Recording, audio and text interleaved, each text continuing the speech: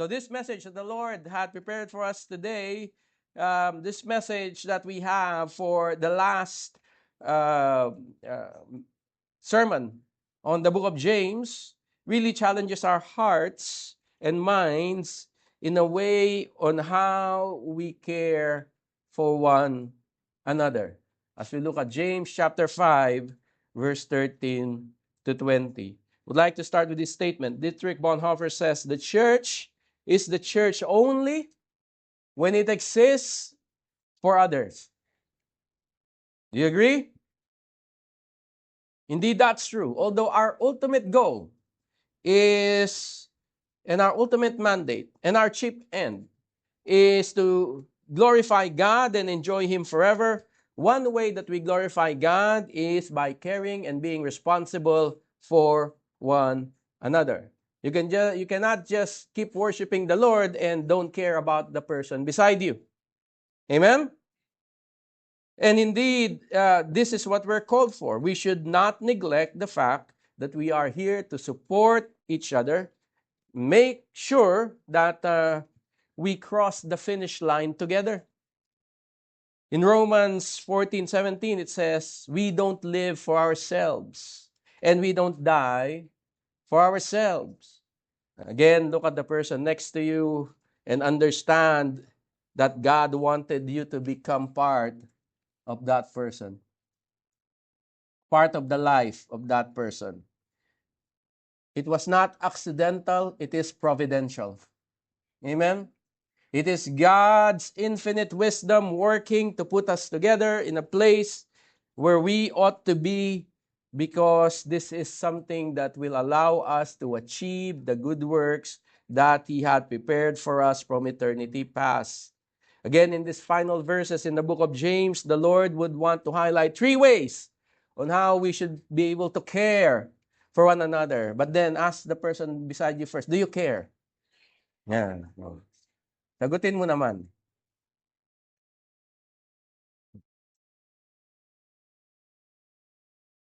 3 ways that we are able to care for one another.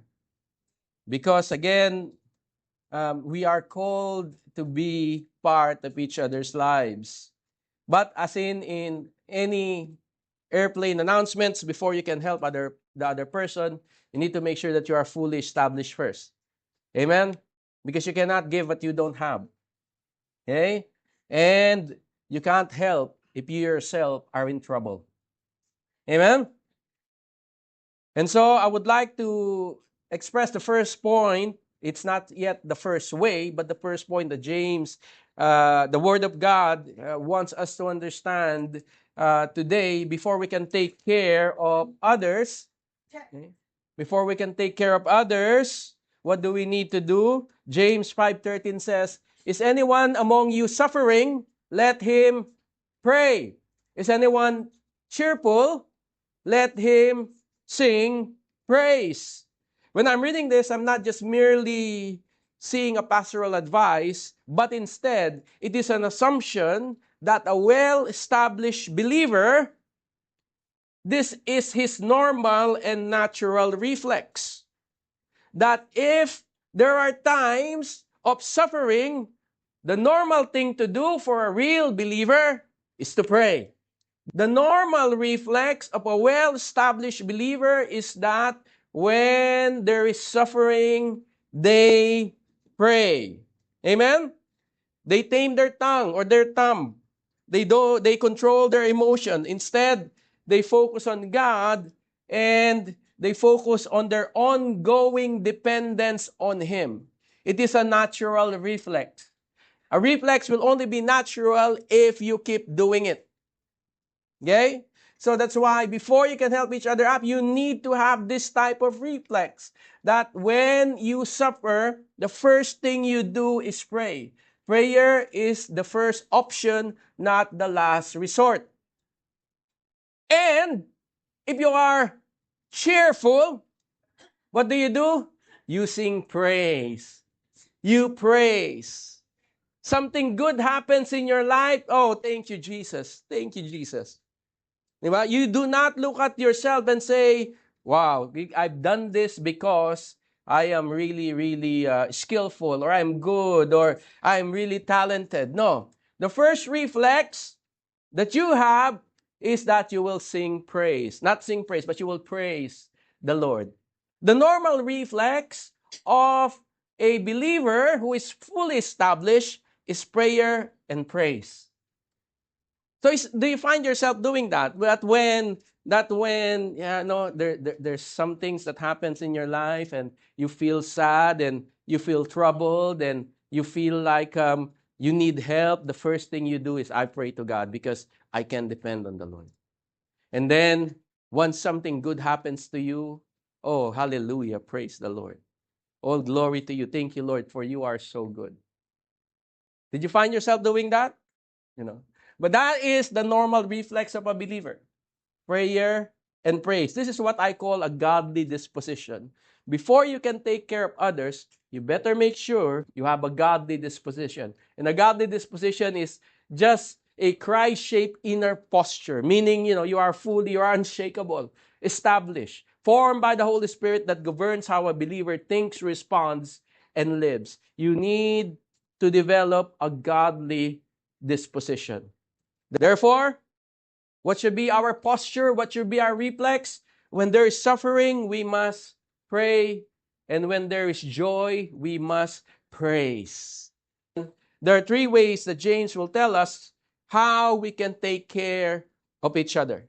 The first thing is this. We care by praying for each other.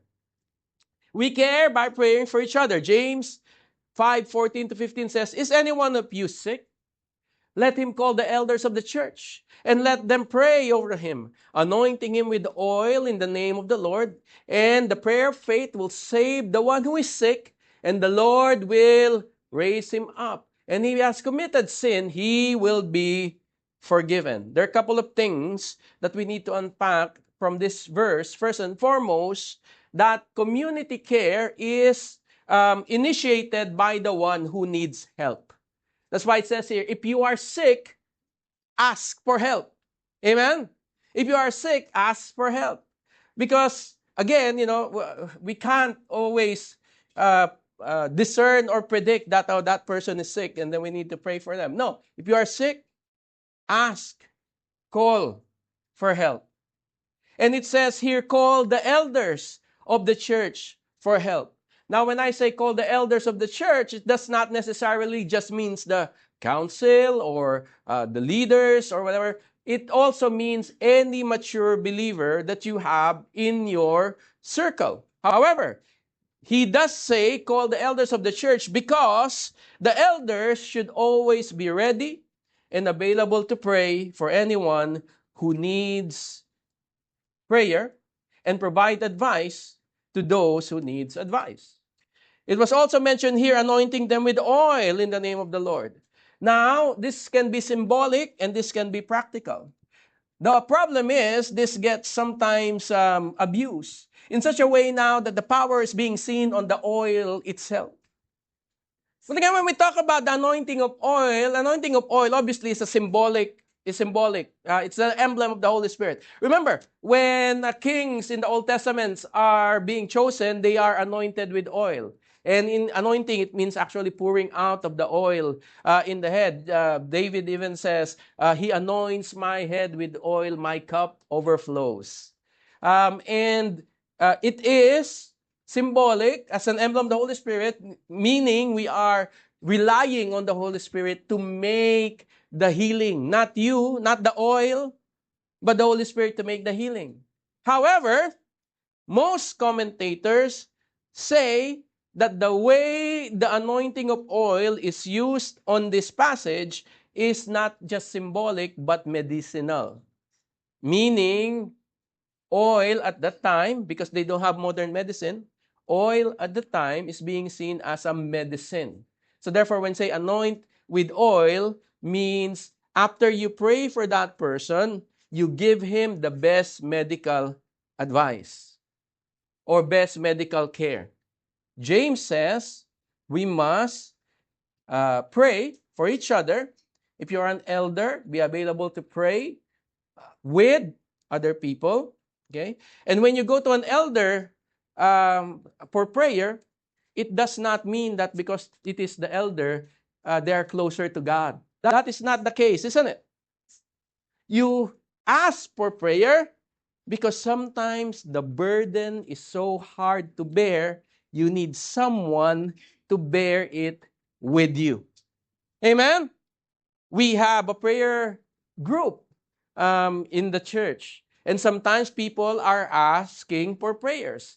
And really, part of that, of course, they have faith that we bring it to the Lord will take care of it. But part of that is because I cannot bear it anymore. I need you guys to help me out. True or true? True or true? Therefore, that's why I said be ready to pray. It's not about you are there because you are closer to. No, someone just needs help sometimes. Amen? And so we pray for one another. Now the question is James guaranteeing that when you pray for a sick brother by faith, they will be healed? Of course not. Not at all. Here in church, again, on our prayer groups, we pray for people. And by the grace of God, some gets healed, but some also don't. Okay? And I would like to show you an example about in the Bible about when Jesus prayed for someone. That's why I say prayer is a burden bearing in action. Some burdens are just too heavy to bear that we must not carry it alone. But as the Lord showed us, you remember this story in John chapter 5, verse 3 to 9, about the invalid in the pool of Bethesda. Okay? As the story goes, crowds of sick people, blind, lame, or paralyzed, lay on the porches. One of the men lying there had been sick for how many years? 38 years. When Jesus saw him and knew he had been ill for a long time, he asked, "Would you like to get well?" And the man said, "I can't, sir. I can't. For I have no one to put me into the pool when the water bubbles up. Someone else always gets there ahead of me." And if you don't know the backstory, the people are gathering in the pool of Bethesda because they have a belief. The belief is this, that every time the water moves, it's because there's an angel who moves the water. And whoever goes in first will be healed. That's their belief. However, this person is saying, "I can't be healed." Why? Because I'm an invalid. He was saying, "I have no one to put me into the pool when the water bubbles up. Someone always gets ahead of me." But Jesus told him, "Stand up, pick up your mat and walk." Instantly, the man was healed. Okay? Instantly, the man was healed. And nakita natin sa story na to how Jesus Christ healed the invalid in the pool of Bethesda. Question: why did Jesus heal this man? Because of what? Because of faith. Where in this story can you see that this man have faith? What is his faith? Where is his faith? His faith was on a myth. His faith was on a story, a gossip, that whenever the pool moves, an angel is actually moving it. But there's none in the Bible that verifies that. So for all we know, it is just something that they have invented in their minds. This person does not have faith in Christ. He did not even know who Jesus was. And yet, why did Jesus heal this man? Why? Why? Because he wants to. Why is this man healed? Because he wants to heal the man. God can heal anyone who he wants to heal. And we don't need to understand why. So that's why when we pray for someone and they don't get healed, why do they not get healed? Oh, because their faith is so small. Faith is small. That is as foolish as you can get. So don't subscribe to these types of belief. When God does not heal a person, it's because that is His will. Amen? And His will is better than our will. Now, we don't know. There are many others in the pool of Bethesda waiting to be healed. Why this man specifically? Why this man specifically? Well, Jesus Christ selected this man and said, I will heal this man. This is God. God is sovereign. We know that whilst he's doing this also, some Pharisees are looking. Okay? And in the Pharisees looking, they condemn Jesus Christ for healing on the Sabbath. So this actually furthers his mission to get to the cross. So why did Jesus heal this person? Because it will further his mission to save mankind. God has reasons. We don't need to know them. His reasons are always good. So if you pray for someone and they don't get healed, it's not because they have small faith. It's not because you didn't say the right words. It's because it is God's will not to heal that person. But James did say, and the prayer of faith will save the one who is sick. As you can see here, save, not heal. Save, not heal. Save here is to rescue or to make whole, can be used for healing and salvation. In fact, when you pray for someone, yes, there can be physical healing, and it can be a medical healing or a miraculous healing because there's nothing impossible to God. But sometimes the Lord will just say, well, you're praying for this person, but I want him to be with me already. And it might not be the answer that you want, but it's the answer that you get because it is the answer that is good. It is the answer in God's will. It can also be eternal healing. That's why the prayer of faith will save the one who is sick, and the Lord will raise him up.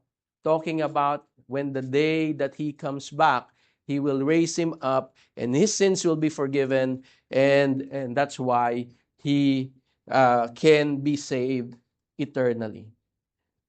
So we pray for one another, but we leave the results to God. Amen? And we trust God. And if God's answer is no, it's because it's better than a yes. And it's better than a wait. Corrie ten Boom said, we never know how God will answer your prayers. Never. But we can expect that He will get us involved in His plan for the answer. If we are true intercessors, we must be ready to trust Him with the outcome. Amen? So we pray for each other, and we trust the Lord for the outcome. Amen. The second way that we can help each other out and care for each other is by protecting each other from sin, particularly besetting sin or sin that is maybe hidden in secret. You know, that's why James says, therefore, confess your sin to who? One another. And pray for one another that you may be healed. Here we're talking about spiritual healing. The prayer of a righteous person has great power, and as it is working. Confession, as you know, is openly acknowledging a sin issue in your life. And you wanting repentance, you confess your sin to someone else. I say here protect because confession is a very sensitive subject. Amen? It's a very sensitive subject, and we should be able to handle it correctly. In the natural, people don't want to confess because they don't want to be judged, and they don't want to be prejudiced. So, confession must be handled with care and must be handled correctly. It's like giving someone a knife, hoping that they won't stab you in the back. That is why when it comes to confession, it says there, one another. And one another infers and assumes a trusted relationship. So you will not just confess your sin to anyone. You will confess your sin to someone you trust, but someone more mature than you. Confession is not meant to expose or shame, but to invite healing through a grace-filled response. And that is one important key here, that when someone confesses, you need to respond to it properly. Now, someone will obviously confess to a person they are comfortable with. Diba? Even if we say, oh, confess to the elders, pero nahihiya ako sa kanya, sa kanila, na ganito, ganyan, that's fine. But you who are matured in that group, you need to accept the confession. And you need to help that person out. And when you accept the confession, it's not even saying, okay, sige, sinabi mo na, okay, tapos na. No, no. You need to act upon it. So when you accept confession, these are the things that we need to do. Number one, we need to listen without condemning. We need to listen without condemning. Okay? Knowing that we are also not perfect. Number two, do not weaponize the confession. Number three, guard what is shared. I always say, in confession or in any sensitive meeting, this is a safe environment. You can talk about things that no one will ever know but us. And then, do not gossip. Pray instead. And then point towards repentance and healing, not shame. Repentance and healing, not shame. It's not about shaming the person, but guiding the person back to the Lord. What I know is this, for sure. In this church that we belong to, we do not tolerate sin, but we do not condemn the sinners. There are a lot of people who had confessed, either voluntarily or God revealed their sin.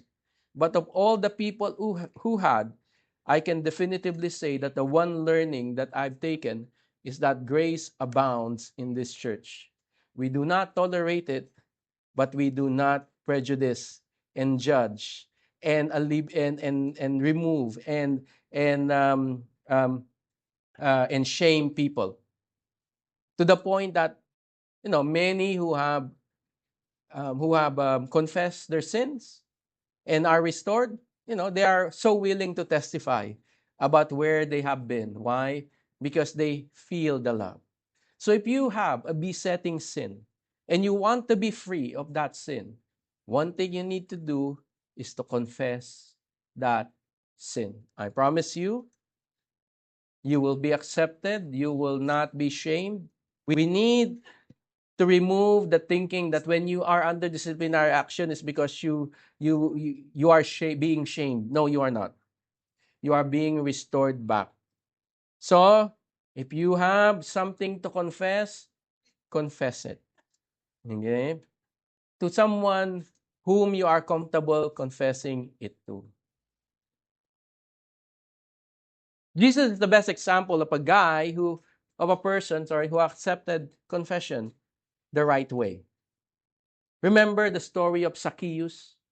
Remember Zacchaeus, the guy who is small in stature? No? As Jesus was walking through Jericho, Zacchaeus, who was small in stature, he's a tax collector, and therefore he cheated people out of their tax. People hate him. He wanted to see Jesus Christ, but because people are taller than him because he is small, he climbed up the tree, and Jesus saw him, and Jesus said, Zacchaeus, come down here, I will dine with you. Okay, so a man was there by the name of Zacchaeus. He was the chief tax collector and was very wealthy. When Jesus called him back, meanwhile, Zacchaeus stood before the Lord after Jesus told him to come down, and Zacchaeus, feeling the love of the Lord Jesus Christ, feeling the grace of the Lord Jesus Christ, he confessed, I will give half of my wealth to the poor, And if I have cheated people on their taxes, I will give them back 4 times as much. Now, the Lord Jesus Christ could have said, oh, you're a cheater. Okay? I will not eat with you anymore. No, but Jesus knows this already. And Jesus responded, because of the confession, Jesus responded, salvation has come to this home today. Not just to him, but to his whole family. Why? Because he confessed his sin to God. And if you have Jesus Christ at that time, it would have been best to confess to him. But you have Christ-like believer now with you. So confess your sin to one another. However, our text does say that the prayer of a righteous person is great, has great power, and is working. So when we accept the confession and pray for that person, we need to pray with confidence that God works. Confidence that Elijah had when he prayed, as James says, he was just a man with nature like ours. There's nothing special with Elijah. He was just like you and me. But he prayed fervently that it might not rain. And for 3 years and 6 months, it did not rain on earth. Then he prayed again, and heaven gave rain, and the earth bore its fruits. See, Elijah was a normal person. He has no power. Elijah has no power. All he did was pray. However, before he prayed, he confidently talked to King Ahab and says, as surely as the Lord, the God of Israel, lives, the God I serve, there will be no dew or rain during the next few years until I give the word. How confident is Elijah? Not in himself, but in God. That's why he says, as surely as the Lord God of Israel lives, the God that I serve, I tell you, it will not rain. And it did not rain. Not because Elijah was special, but because the God that he serves is special. And therefore, when you pray for someone convicted of sin, confess, pray with confidence that the Lord will heal. No, sometimes it's the spiritual healing that are harder to heal. Physical healing, when you get healed, it's done. But spiritual healing sometimes takes time because the sin lingers. And therefore, be confident in your prayer. You say, I can't pray for you. Tawagin natin si sister ganito, si brother ganyan. Kasi nga, mas malakas sila kay Lord eh. No? Not about you, not about me, not about any one of us. It's about confidence in God. Amen? Healing flows through truth spoken in safe community. We need to make sure that we have a safe community who care for one another. And that if someone confesses their sin, handle it graciously, respond graciously. Followed by prayer and not exposure without care.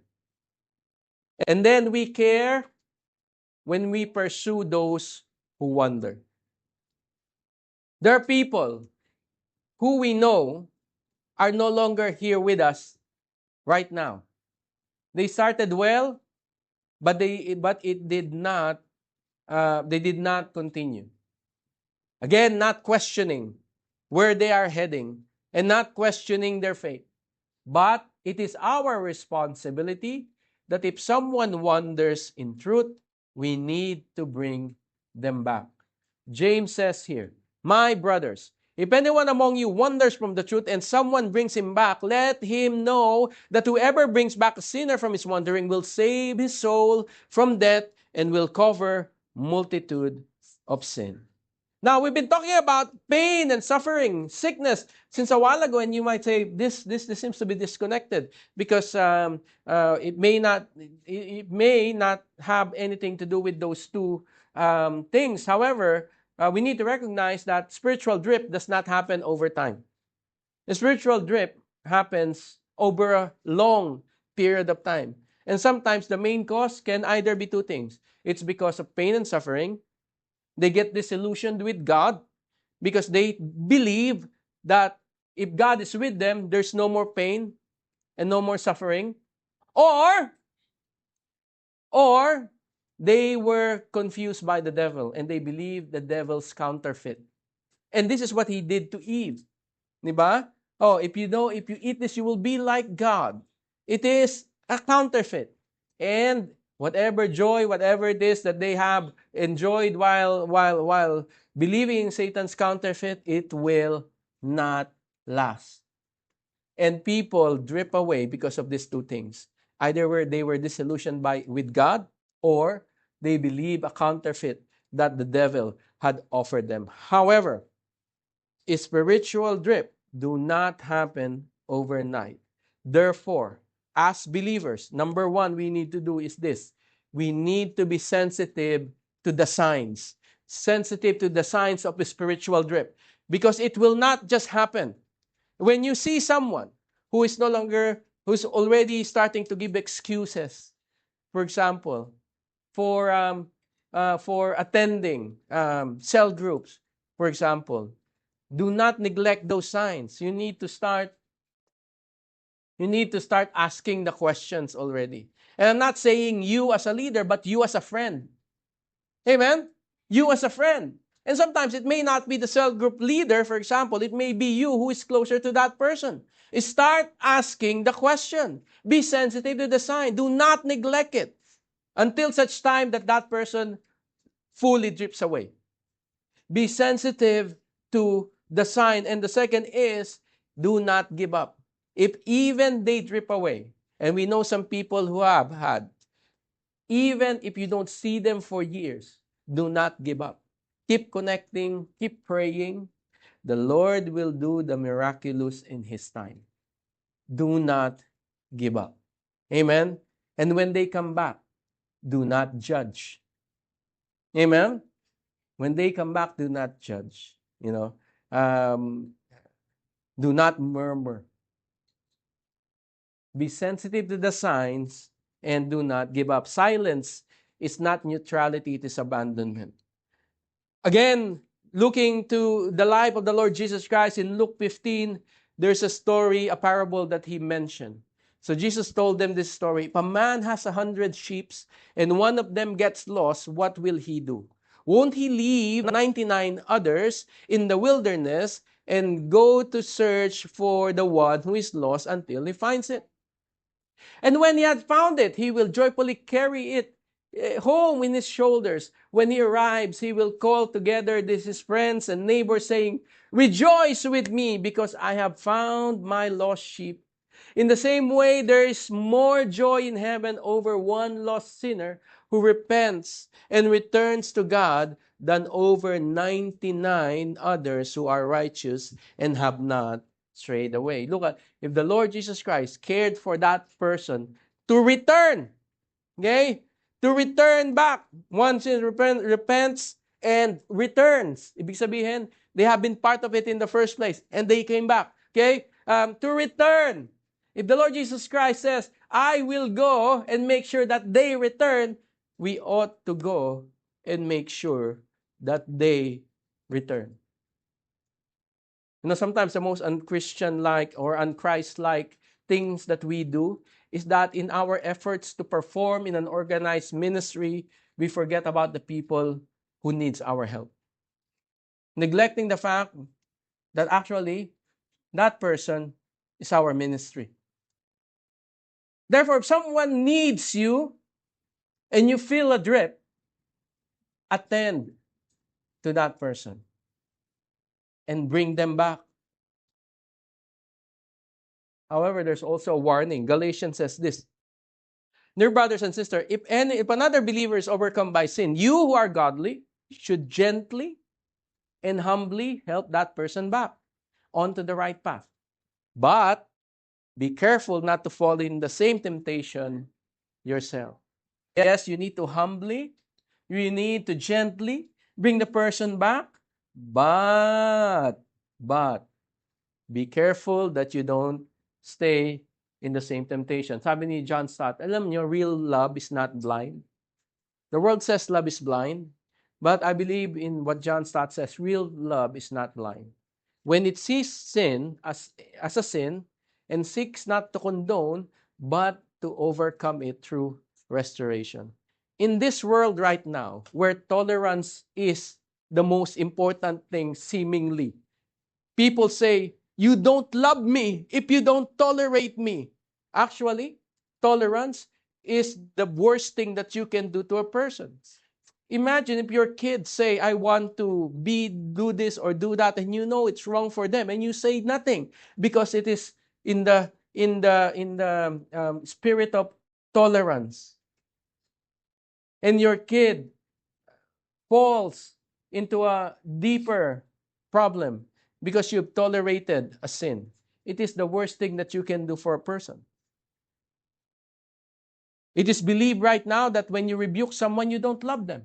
But actually, it's not. What does the Bible say? Open rebuke is better than secret love. Actually, rebuking someone is a sign of love.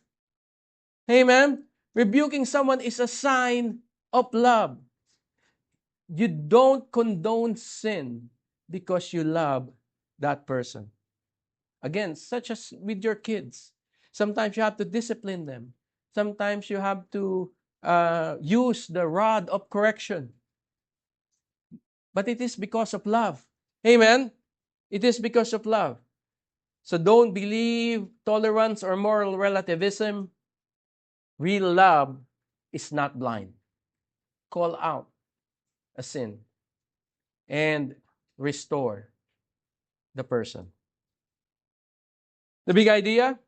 Love your neighbor as yourself and share each other's burden. Amen? And share each other's burden. Care for the church. Care for the ecclesia as Jesus does. Let us carry each other's burden through prayer. Let us protect each other from sin by accepting their confession and responding in grace. Always respond in grace, not judgment. And when someone starts to wander, let us be sensitive to the sign and bring them back. And if they fully wander, do not give up. God will make all things beautiful in its time. Call to action is this. If you need prayer, ask. If you need to confess, you do. If you are drifting, you need to admit it so that people can help you out. If someone needs a prayer, you pray. If someone needs to confess, you respond in grace. And if someone is drifting, you bring them back. Now, as we close the book of James, I would just like to review our learning. In the book of James, what have we learned? We learned to enjoy our trials. They will strengthen you. Enjoy them. Second, evade temptation. Do not embrace, do not engage, evade temptation. They present no advantage to you. Know the word and do the word, live intentionally. Avoid prejudice, avoid favoritism. We are all equally loved. Amen. Show your faith by your works because true faith works. They don't just sit. They don't just memorize scripture. They don't just serve in church. It works in the daily lives. True faith works. And then tame your tongue. Speak to bless always. Control your tongue. Control your thumb. Use godly wisdom. Do not conform to the world. The world will tell you a lot of other alternative wisdom. You need to do this, you need to do that. But use godly wisdom instead. Draw from the well of godly wisdom. But it's not just that. We ought to avoid relational conflicts. Why is there conflict? Because of our own selfishness. Amen? So therefore, we need to humble our hearts so we can avoid relational conflict. Then submit to God's plan. He knows better than you and I. Then we are to use our wealth to honor God and not envy. Do not envy the ungodly rich people. And then wait on the Lord. Be patient. Wait on the Lord. His timing is always perfect. And finally, care for one another. It is our responsibility. Palakpakan natin ang Panginoon tayo. Thank you for listening, and we hope that the Lord had spoken to you throughout the course of the message. We hope to see you next week as we continue to study books of the Bible and proclaim His words to serve men and to glorify God. May the blessing of the Lord be with you always.